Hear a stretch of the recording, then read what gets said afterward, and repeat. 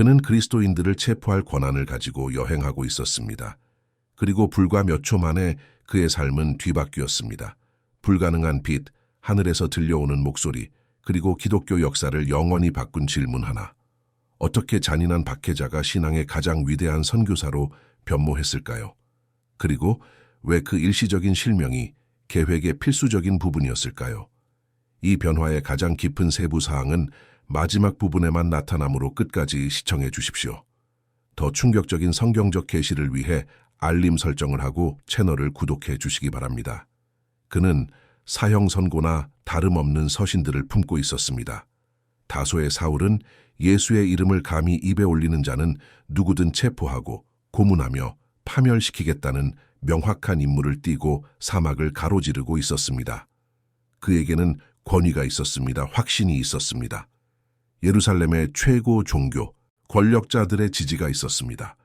그에게 없었던 것은 다메섹에서 불과 몇 킬로미터 떨어진 곳에서 인간의 눈으로는 도저히 견딜 수 없는 빛에 의해 자신의 전생애가 단 몇 초 만에 해체될 것이라는 사실에 대한 단 한 줌의 짐작도 없었다는 점입니다. 이 장면의 무게를 이해하려면 그날 이전에 이 남자가 누구였는지 알아야 합니다. 사울은 오늘날 터키 남부에 속하는 길리기아의 가장 중요한 도시 중 하나인 다소에서 태어났습니다. 그곳은 평범한 도시가 아니었습니다. 다소는 고대 세계의 지적 중심지로서 아테네, 알렉산드리아와 경쟁했습니다. 500년 이상의 철학적 전통을 가진 로마 제국 최대 규모의 대학 중 하나가 그곳에 있었습니다. 아우구스투스 황제의 스승이었던 아테노도로스와 같은 유명한 스토아 철학자들이 그곳에 거주했습니다. 그곳은 세련된 그리스, 문화와 동방에서 오는 무역로가 만나는 지점이었습니다. 그곳에서 태어났다는 것은 제국 주민 대부분은 꿈도 꾸지 못할 교육을 받을 기회를 가졌음을 의미했습니다. 하지만 사울은 단순히 다소의 시민인 것만이 아니었습니다. 그는 로마 시민권자였습니다. 이 세부 사항이 모든 것을 바꿉니다. 1세기의 로마 시민권은 특히 유대인에게는 대단히 희귀한 특권이었습니다. 로마의 지배 아래 살았던 수천만 명의 사람들 중 완전한 시민권을 가진 사람은 10% 미만으로 추정됩니다. 디아스포라 유대인에게 이 지위는 거의 도달 불가능한 것이었습니다. 그것은 절대적인 법적 보호, 모든 속주에서의 공정한 재판권, 그리고 굴욕적인 것으로 간주되는 특정 처벌로부터의 면제권을 의미했습니다. 로마 시민은 사전 유죄 판결 없이 채찍질을 당할 수 없었습니다. 어떤 경우에도 십자가형에 처해질 수 없었습니다. 판결이 부당하다고 판단되면 로마의 황제에게 직접 상소할 권리가 있었습니다. 사울은 태어날 때부터 이 지위를 가지고 있었는데 이는 아마도 그의 아버지나 할아버지로부터 물려받은 것으로 보이며 그의 가문이 최소 2세대 전부터 이미 높은 사회적 지위를 차지하고 있었음을 나타냅니다. 동시에 그는 바리새인이었습니다. 바리새인의 아들이자 바리새인의 손자였습니다. 바리새인들은 이스라엘의 종교적 지식인 엘리트를 대표했습니다. 성전과 제사장 귀족층에 집중했던 사두개인들과 달리 바리새인들은 성경과 대대로 전해 내려오는 구전 전통을 세밀하게 연구하는 데 헌신했습니다. 같은 세대에 살았던 역사가 플라비우스 요세푸스에 따르면 당시 유대 전역에는 약 6천 명의 바리새인이 있었습니다. 팔레스타인의 유대인 인구는 약 2,100명이었습니다. 바리새인이 된다는 것은 인구의 0.3% 미만에 속한다는 것을 의미했습니다. 아주 소수였지만 백성들의 종교 생활에 불균형적으로 큰 영향력을 행사하는 집단이었습니다. 바리새인이 되기 위해서는 수년간의 헌신이 필요했습니다. 젊은이는 모서경 전체를 암기해야 했습니다. 토라에서 확인된 601세계의 율법, 즉 248개의 긍정적 계명과 365개의 금지 명령을 숙달해야 했습니다. 이전 스승들의 해석을 알고 새로운 상황에 율법을 적용하는 능력을 증명해야 했습니다. 그것은 10년 이상 지속될 수 있는 훈련이었습니다. 사울은 일반적인 바리새인 청년에게 기대되는 수준 그 이상을 해냈습니다. 그는 유대 세계의 중심인 예루살렘으로 보내져 당대 최고의 랍비 스승인 가말리엘의 발치에서 공부했습니다. 가말리엘은 율법 해석의 두 주요 학파 중 하나를 세운 힐렐의 손자였습니다. 가말리엘 밑에서 공부하는 것은 고대 세계에서 가장 권위 있는 기관에서 박사 학위를 받는 것과 맞먹는 일이었습니다. 사도행전은 가말리엘이 온 백성에게 존경받는 자였다고 언급하며 그의 말 한마디가 사내들인 전체를 진정시키기에 충분했던 일화를 기록하고 있습니다. 온건함으로 알려진 스승에게 훈련받은 사울이 어떻게 그리스도인들의 가장 폭력적인 박해자가 되었을까요? 이 질문에 대한 간단한 답은 없습니다. 우리가 아는 것은 사울의 열심이 동시대 사람들을 능가했다는 것입니다. 그는 수년 후 이렇게 썼습니다. 내가 내 동족 중 여러 연갑자보다 유대교를 지나치게 믿어 내 조상의 전통에 대하여 더욱 열심히 있었으나, 그리고 다른 서신에서는 열심으로는 교회를 박해하고 율법의 의로는 흠이 없는 자라고 했습니다. 흠이 없는 자. 이 단어는 압도적인 무게를 지닙니다. 사울은 이단에 반대하는 행동에 가끔 참여하는 평범한 종교인이 아니었습니다. 그는 자신이 하는 일에서 최고였습니다. 가장 헌신적이었고 가장 확신에 차 있었으며 가장 무자비했습니다. 예수의 추종자들의 움직임이 십자가 처형과 충격적인 부활 보고 이후 예루살렘에서 성장하기 시작했을 때 사울은 그것을 온 이스라엘을 오염시키기 전에 제거해야 할 실존적 위협으로 보았습니다. 그가 성경에 처음 등장하는 순간은 피가 얼어붙을 정도의 잔혹함을 보여줍니다. 그리스어를 유창하게 구사하는 헬라파 유대인 스데반은 초기 교회의 7 집사 중 한 명으로 선택되었습니다. 사도행전은 그의 반대자들이 스데반이 지혜와 성령으로 말함을 그들이 능히 당하지 못하여 라고 기록합니다. 토론에서 그를 이길 수 없게 되자 그들은 비방에 의존했습니다. 사람들을 매수하여 그를 신성모독으로 고발하게 했습니다. 스데반은 산헤드린 앞으로 끌려갔습니다. 그곳에서 불과 몇 년 전 예수를 정죄했던 바로 그 공회 앞에서 그는 이스라엘의 전 역사를 훑는 설교를 했습니다. 아브라함부터 시작하여 이집트에 요셉을 거쳐 모세의 삶을 상세히 설명했습니다. 다윗과 솔로몬에 이르렀습니다. 그리고 갑자기 전세를 뒤집었습니다. 목이 곧고 마음과 귀의 할례를 받지 못한 사람들아, 너희도 너희 조상과 같이 항상 성령을 거스르는도다. 너희 조상들이 선지자들 중에 누구를 박해하지 아니하였느냐? 의인이 오시리라 예고한 자들을 그들이 죽였고 이제 너희는 그 의인을 잡아준 자요 살인한 자가 되나니 배반자들 살인자들. 반응은 폭발적이었습니다. 사도행전은 청중들이 그를 향하여 이를 갈거늘이라고 묘사합니다. 이 표현은 거의 동물적인 본능적인 분노를 나타냅니다. 그들은 귀를 막았습니다. 그의 목소리를 덮으려고 소리를 질렀습니다. 일제히 스데반에게 달려들어 그를 성 밖으로 끌어내고 돌로 치기 시작했습니다. 그 순간 사울은 어디에 있었습니까? 본문은 외과적으로 정밀합니다. 증인들이 옷을 벗어 사울이라 하는 청년의 발 앞에 두니라. 공식적인 투석형에서 고발의 증인들이 첫 번째 돌을 던졌습니다. 움직임을 자유롭게 하기 위해 그들은 겉옷을 벗었습니다. 그리고 누군가는 그 옷들을 지켜야 했습니다. 사울은 돌을 던지지 않았습니다. 그는 돌을 던지는 자들의 옷을 지켰습니다. 그는 그곳에서 모든 것을 지켜보며 처형이 절차대로 진행되는지 확인하고 있었습니다.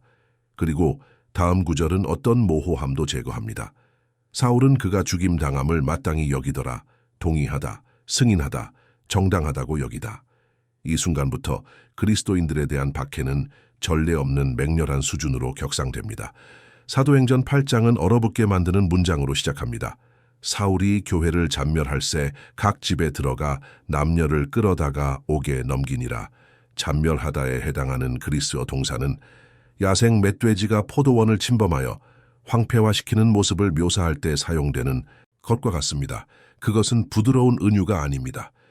그것은 무자비하고 체계적이며 자비 없는 잔혹한 파괴의 이미지입니다. 사울은 산헤드린의 명시적인 허가를 받아 활동했습니다. 대제사장은 이단으로 기소된 유대인들에 대한 체포영장을 발부할 권한이 있었고 사울은 그 명령의 집행자가 되었습니다. 훗날 자신의 간증에서 바울은 모든 회당에서 여러 번 형벌하여 강제로 모독하는 말을 하게 하고라고 인정했습니다. 그는 사람들이 예수를 부인할 때까지 고문했습니다. 하지만 예루살렘만으로는 충분하지 않았습니다. 그리스도인들이 대거 도망치기 시작했습니다. 역설적이게도 박해로 인한 흩어짐은 예수의 추종자들을 유대 전역과 사마리아 그리고 그 너머로 퍼뜨렸습니다. 예루살렘에서 북쪽으로 약 246km 떨어진 다메섹에는 아마도 15천 명에서 20천 명 정도의 유대인 공동체가 있었고 그중 일부가 새로운 신앙을 받아들였습니다. 사울은 그들을 잡으러 가기로 결심했습니다. 그는 대제사장에게 가서 다메섹의 여러 회당에 보낼 공식 문서를 요청했습니다. 이는 그 도라고 불리는 그리스도교 운동을 따르는 유대인은 누구든 체포할 수 있도록 허가하는 것이었습니다. 이 문서들을 손에 쥐고 사울은 수행단을 꾸려 출발했습니다. 예루살렘에서 다메섹까지의 여정은 도보로 약 6일이 걸렸으며 하루에 30km에서 40km를 행군해야 했습니다. 중동의 무자비한 태양 아래 240km를 걷는 길이었으며 낮 시간의 기온은 쉽게 섭씨 40도를 넘나들었습니다. 사울은 왜 이런 수고를 자처했을까요? 답은 그의 확신의 강도에 있습니다. 그는 그리스도인들을 단순히 잘못된 사람들로 보지 않았습니다. 그는 그들을 이스라엘 전체를 오염시킬 위협이 되는 영적 질병으로 보았습니다. 행동하지 않고 지나가는 매일매일이 이단이 더 퍼지는 날이었습니다.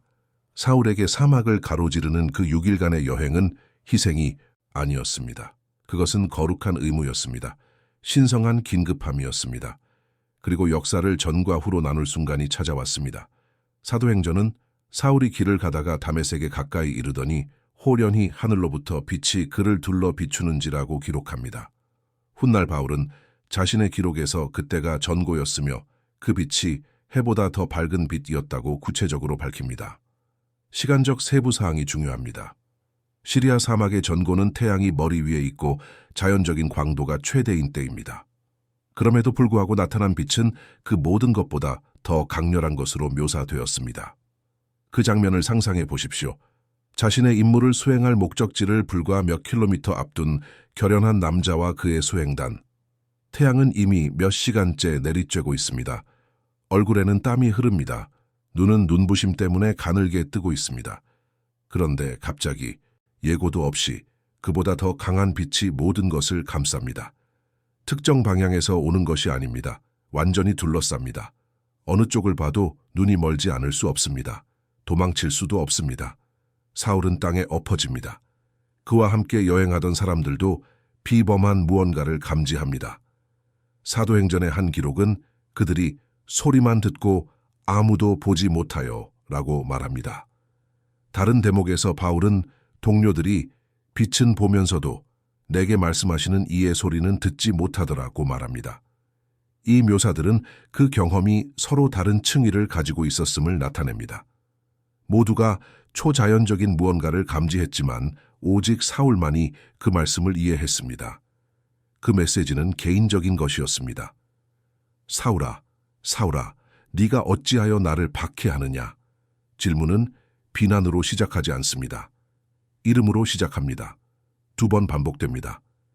히브리 전통에서 이 반복은 깊은 의미를 담고 있습니다. 하나님은 이삭의 희생을 막기 전 아브라함아 아브라함아라고 부르셨습니다.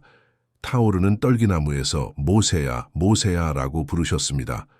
실로의 성전에서 사무엘아 사무엘아라고 부르셨습니다. 이제 시리아 사막에서 같은 목소리가 부릅니다. 사울아 사울아. 하지만 질문의 내용은 절대적으로 파괴적입니다. 어찌하여 나를 박해하느냐? 사울은 그리스도인들을 박해했습니다. 그가 감옥으로 끌고 가고 고문했던 살과 피를 가진 사람들이었습니다. 그는 예수를 직접 박해한 것이 아니었습니다.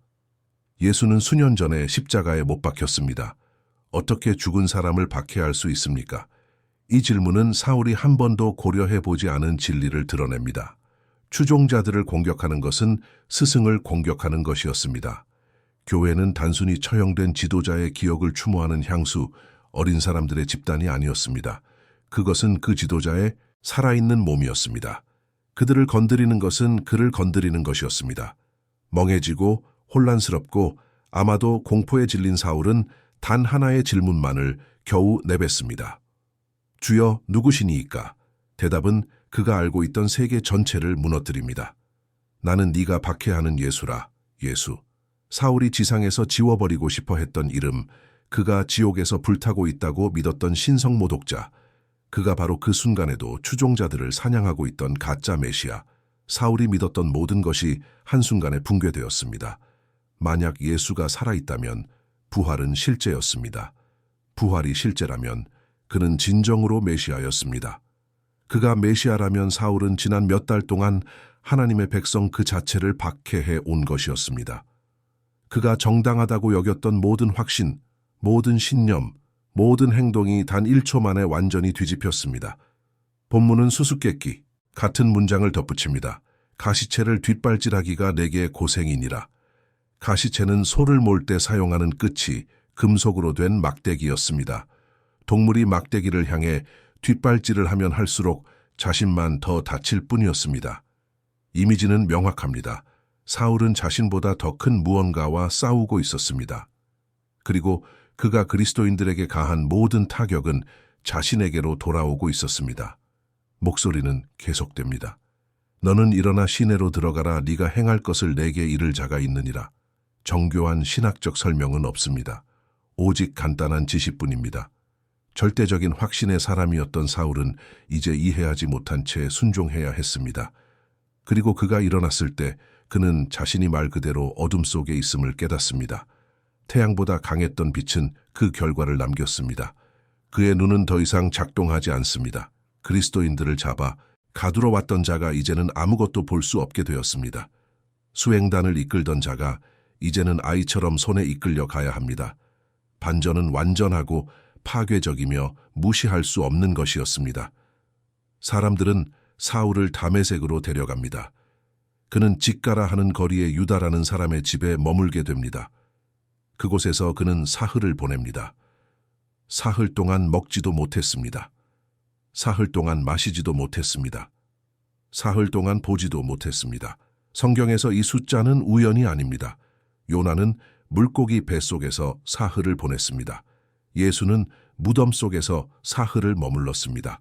사울에게 이 사흘은 완전한 상징적 죽음으로 작용합니다. 박해자는 새로운 무언가가 나타날 수 있도록 해체되고 있었습니다. 그 72시간 동안 그의 마음속에 무엇이 지나갔을지 상상할 수 있습니까? 부수고 들어갔던 문들에 대한 기억 하나하나, 자녀들에게서 끌려 나오던 어머니의 공포에 질린 얼굴 하나하나, 사람들에게 예수의 이름을 부인하도록 강요했던 고문 시간 하나하나, 이 모든 것이 이제 완전히 다른 빛 아래에서 보였습니다. 그것은 열심이 아니었습니다. 범죄였습니다. 헌신이 아니었습니다. 살인이었습니다. 사울이 자신의 어둠 속에서 고통받고 있는 동안 도시의 반대편에서 다른 한 남자가 환상을 봅니다. 아나니아는 다메섹에 있는 예수의 제자였습니다. 주께서 그에게 나타나셨습니다. 일어나 직가라 하는 거리로 가서 유다의 집에서 다소 사람 사울이라 하는 사람을 찾으라. 아나니아의 반응은 전적으로 이해 가능한 공포였습니다. 그는 대답합니다. 주여, 이 사람에 대하여 내가 여러 사람에게 듣사온즉 그가 예루살렘에서 주의 성도에게 적지 않은 해를 끼쳤다 하더니 여기서도 주의 이름을 부르는 모든 사람을 결박할 권한을 대제사장들에게서 받았나이다. 아나니아는 사울의 악명을 아주 잘 알고 있었습니다. 아마도 그에게 체포된 사람들을 개인적으로 알고 있었을 것입니다. 이제 그는 그 남자를 직접 만나러 가라는 명령을 받았습니다. 그것은 양에게 늑대의 굴로 찾아가라는 것과 같았습니다. 하지만 신성한 대답은 모든 두려움을 넘어서는 목적을 드러냅니다. 가라, 이 사람은 내 이름을 이방인과 임금들과 이스라엘 자손들에게 전하기 위하여 택한 나의 그릇이라. 그가 내 이름을 위하여 얼마나 고난을 받아야 할 것을 내가 그에게 보이리라. 택한 그릇. 사울은 단순히 또 한 명의 계종자가 되는 것이 아니었습니다. 그는 어떤 사도도 가보지 못한 곳으로 보내질 것이었습니다. 그리고 그 대가로 아주 높은 비용을 치를 것이었습니다. 아나니아는 순종합니다. 그는 사울을 찾아가 그의 위에 안수하며 시면을 가로지르는 말을 건넵니다. 형제 사울아, 주 곧 네가 오는 길에서 나타나셨던 예수께서 나를 보내어 너로 다시 보게 하시고 성령으로 충만하게 하신다. 형제, 이 단 한마디에 복음의 모든 것이 담겨 있습니다. 며칠 전만 해도 사울은 그리스도인들의 공포였고 어머니들이 아이들을 겁줄 때 속삭이던 이름이었으며 가족들을 한밤중에 도망치게 만들던 악몽이었습니다. 그런데 이제 그를 미워할 모든 권리가 있는 한 그리스도인이 그를 바라보며 말합니다. 형제여, 과거에 대한 추궁은 없습니다. 고발의 목록도 없습니다. 오직 즉각적인 용서, 온전한 영접, 완전한 회복만이 있을 뿐입니다. 본문은 즉시 사울의 눈에서 비늘 같은 것이 벗어져 다시 보게 된지라고 묘사합니다. 이미지는 본능적입니다. 비늘이 그의 눈을 덮고 있었습니다. 그리고 아나니아가 손을 얹었을 때 그 비늘들은 그냥 떨어져 나갔습니다. 사울은 눈을 깜빡였습니다. 빛이 돌아왔습니다. 하지만 그가 본 것은 완전히 다른 세상이었습니다. 그는 즉시 일어나 세례를 받습니다. 변화는 점진적이지 않습니다. 그를 쓰러뜨렸던 빛처럼 갑작스럽습니다. 체포영장을 들고 다메섹에 도착했던 남자는 자신이 파괴하려 했던 그 공동체의 일원이 되어 세례의 물에서 나옵니다. 사흘 만에 처음으로 음식을 먹습니다. 기운을 차립니다. 그리고 며칠 지나지 않아 그는 이미 도시의 회당들에 있습니다. 예수가 하나님의 아들이심을 전파하며 사도행전은 그 반응을 기록합니다. 듣는 사람이 다 놀라 말하되 이 사람이 예루살렘에서 이 이름을 부르는 사람을 멸하려던 자가 아니냐. 여기 온 것도 그들을 결박하여 대제사장들에게 끌어가고자 함이 아니냐 하더라. 질문은 피할 수 없습니다. 이 변화를 어떻게 설명하겠습니까? 박해자가 전파자가 되었습니다. 파괴자가 수호자가 되었습니다. 어떤 인간적 논리로도 그것을 처리할 수 없었습니다. 하지만 다메섹에서의 사울의 설교는 잠재적으로 치명적인 문제를 일으킵니다. 이전에 그의 작전을 축하했던 바로 그 종교 집단들이 이제 그를 암살할 계획을 세웁니다. 반전은 완벽합니다. 그는 그리스도인들을 체포하기 위해 공식 서신을 들고 예루살렘을 떠났으나 이제는 그 서신을 써준 자들에게 죽임을 당하지 않기 위해 다메섹에서 도망쳐야 합니다. 탈출 계획은 영화와 같습니다. 유대인들이 밤낮으로 성문들을 지키고 있었습니다. 사울은 정상적인 길로는 나갈 수 없었습니다. 그러자 밤중에 다메섹의 제자들, 즉 그가 체포하러 왔던 바로 그 사람들이 그를 큰 광주리에 담아 성벽의 구멍을 통해 달아내립니다. 박해자는 도망자로서 도시를 탈출합니다. 그는 예루살렘으로 갑니다. 사도들과 합류하려 합니다. 하지만 그들은 두려워합니다. 여전히 그의 회심이 진짜라고 믿지 않습니다. 이때 바나바가 개입하여 사울을 사도들에게 소개하고 길 위에서 일어났던 일을 이야기하며 그의 진정성을 변호합니다. 그때부터 고대 세계를 변화시킬 여정이 시작됩니다. 사울로 알려졌던 남자는 바울이라 불리게 됩니다. 그는 최소 4차례의 큰 선교 여행을 떠날 것입니다. 지중해를 여러 번 횡단하며 평생 15,000km 이상을 이동할 것입니다. 빌립보, 데살로니가, 베로에아, 고린도, 에베소, 그리고 수십 개의 다른 도시들에 그리스도인 공동체를 세울 것입니다. 수없이 투옥될 것입니다. 5번에 걸쳐 유대인들에게 40에서 하나 감한 매 39대를 맞을 것입니다. 로마인들에게 3번 태장으로 맞을 것입니다. 돌에 맞아 죽은 줄 알고 버려지기도 할 것입니다. 3번 파선을 당하고 하룻밤과 낮을 바다에서 표류할 것입니다. 바울이 감옥과 여행, 유배 중에 쓴 편지들 중 13통이 보존되어 신약 성경의 정경에 들어갔습니다. 로마서, 고린도 전후서, 갈라디아서, 에베소서, 빌립보서, 골로사에서, 데살로니가 전후서, 디모데 전후서, 디도서, 빌레몬서, 은혜에 대하여, 믿음에 대하여, 칭의에 대하여, 구속에 대하여 그가 남긴 말들은 향후 2000년 동안 기독교 신학을 형성했습니다. 로마, 고린도, 에베소, 빌립보 그리고 수많은 다른 도시의 신앙 공동체들이 그의 손과 피곤한 발 그리고 지칠 줄 모르는 입을 통해 태어났습니다.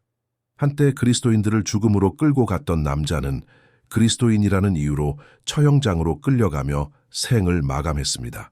역사적 전통에 따르면 바울은 네로의 박해 기간인 서기 64년 혹은 67년경에 로마에서 참수되었습니다. 로마 시민으로서 그는 노예나 비시민권자에게 주어지는 십자가형 대신 명예로운 죽음으로 간주되던 칼에 의한 죽음을 맞을 권리가 있었습니다. 그는 한때 지상에서 지워버리려 했던 바로 그 이름을 고백하며 죽었습니다. 다메섹으로 가는 길은 단순히 종교적인 개종이 아니었습니다. 그것은 사울이 누구였는지, 무엇을 믿었는지, 무엇을 했는지에 대한 모든 것의 완전한 역전이었습니다. 그리고 아마도 이것이 이 이야기에서 가장 충격적이고 도전적이며 희망적인 지점일 것입니다. 만약 가장 큰 원수가 변화될 수 있다면, 가장 무자비한 박해자가 가장 헌신적인 선교사가 될 수 있다면, 그 누구도, 절대 그 누구도 하나님의 손길이 닿지 않는 곳에 있지 않다는 사실입니다.